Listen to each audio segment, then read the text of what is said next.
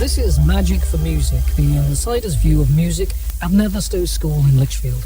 Terry Bailey, head of music, makes tremendous demands on his young performers. Whilst one can sit very happily in one's own little nest and provide a concert for 200 parents in one's own school hall, one tends to become very insular in that situation, and you get all, because little Johnny's in the band and Johnny's mum and dad are there, they're saying, oh, what a super concert and so on. And you reach a certain time when you need some kind of other stimulus for the kids. In other words, to go outside the school arena, and also to get some kind of valid and musically viable criticism. And so about 4 years ago now, we did our first concert in the Civic Hall in Lichfield. And all right, there were not too many outsiders there, but there were a smattering of them. We got the press involved and so on. And 3 years ago was our first kind of entry at the National Festival. We didn't come away with anything, but at least it was a terrific experience. And on adjudication, one obviously picked up little gems of what the adjudicators thought, the areas where you were going wrong, and the areas which needed some concentration upon. So it's all been a valid experience, and one, I think, which each one of the kids would back me up 100%, that is totally vital. You can't describe the kick. Well, I can't describe the kick I get from performing on stage, because I think it's just so good. You get there and you see all the people looking at you, and you've got this piece of music in front of you, and they've come to hear that piece of music, and you know it's all down to you, and you just go from it, and it's whopping. It's really good.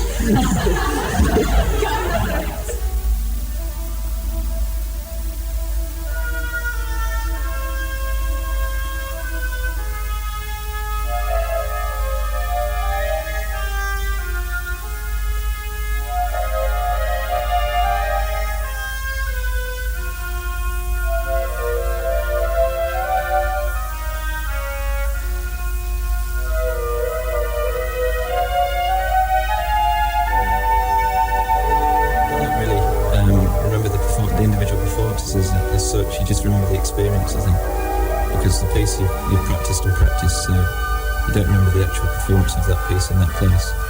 You just remember the experience of playing in that place and being in that place at that time. I enjoy music as sort of a hobby is in my case, all round. I enjoy the rehearsals as much as the performance, but there's always, of course, something more electric about a performance. And for me especially, it's if I've got something important, like I get really envious of all these people who can play solos and solos and they don't bat an eyelid, whereas I just panic over a few notes that are going to stick out, but you really build up to this, and everybody's out there watching you, and they're all going to hear this bit of yours, and then you play it, you think, oh, thank God for that, and it's such a challenge and such an achievement all the time. It's just electric.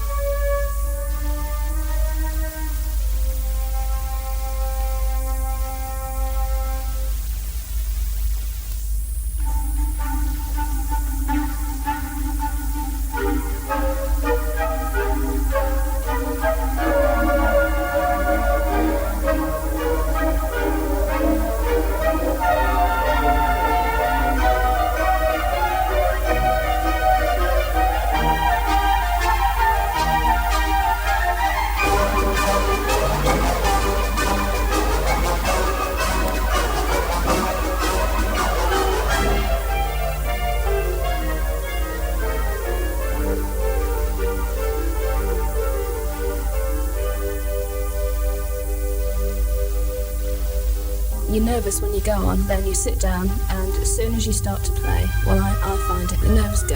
And 2 years ago when we won, you could tell everybody was concentrating so hard. There was this electric atmosphere in there. It was so uplifting. The audience felt as well, because when we finished playing, there was a pause before they clapped. It was just amazing.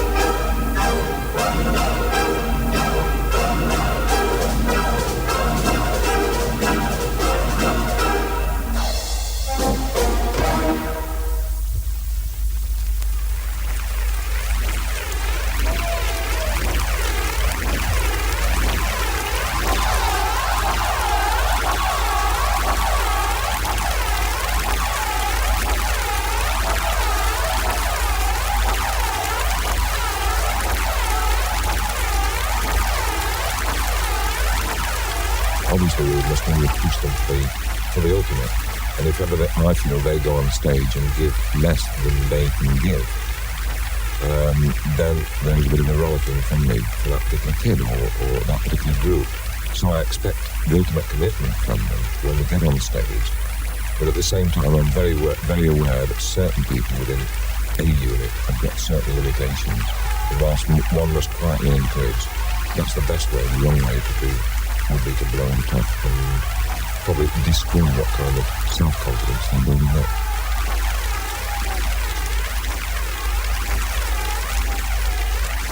The first time we entered the festival was in 1982.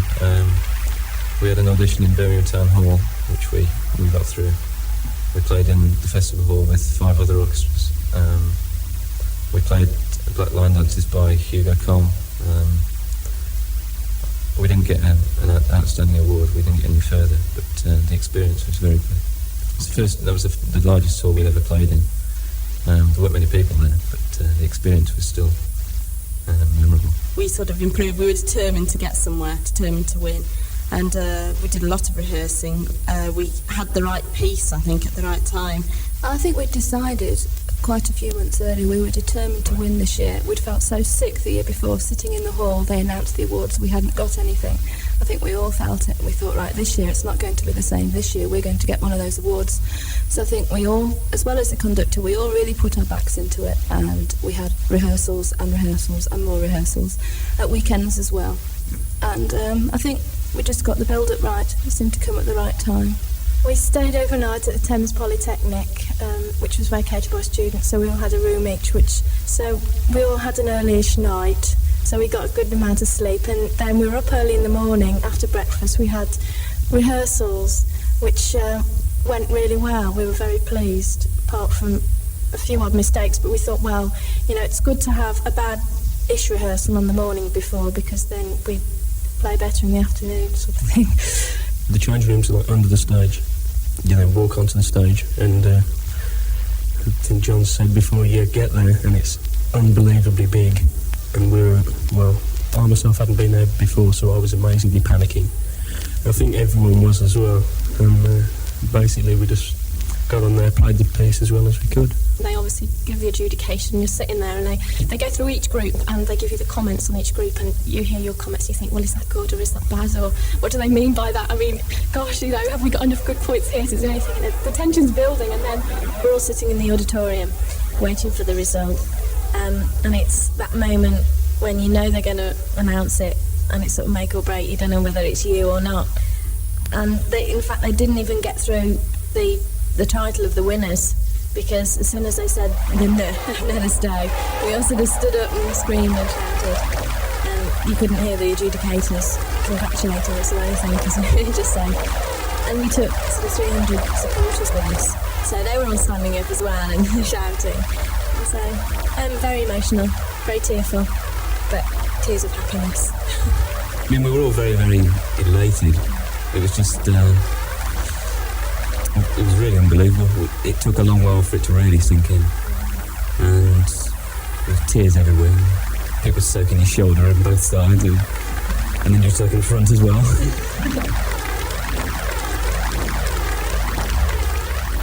People who do well in the July National Festival of Music for Youth, they are asked to play at the school proms, which is over 3 days, which in our case was Monday, Tuesday and Wednesday, and we played on the Tuesday night.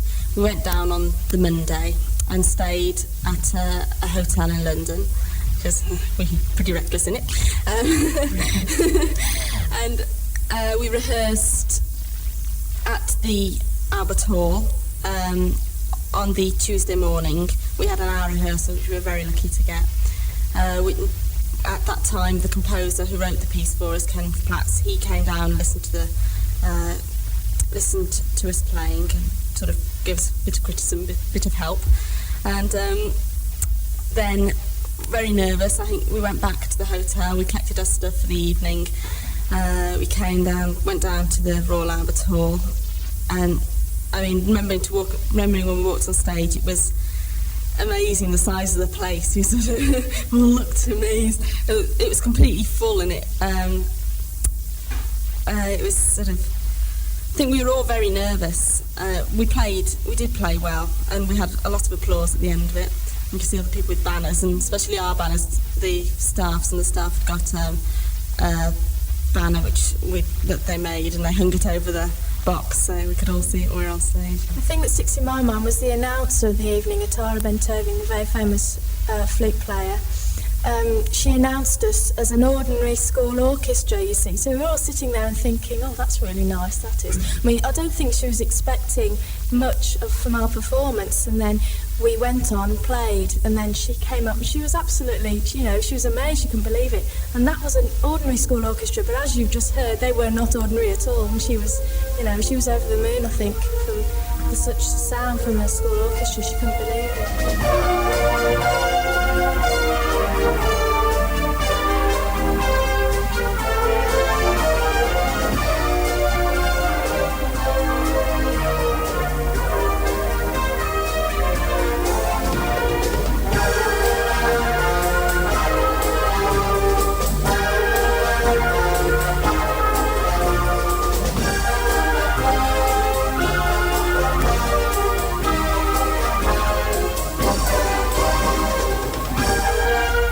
Sort of emotion that tends to avoid it because there's such a build-up to it, and then when something like we highly commended, when something like that happens, it's sort of the two come together. You've gone through this electric feeling on stage and you've performed, and that's pretty nerve-wracking, and you're all nervous and you're all sort of like scared, and then you're all sitting at the back waiting, and then you suddenly realise that you've actually achieved something, and the two actually come together. The bonds with your friends that have developed, plus this sort of the peak of your playing, do you know what I mean? They two come together, it sort of sparks off something.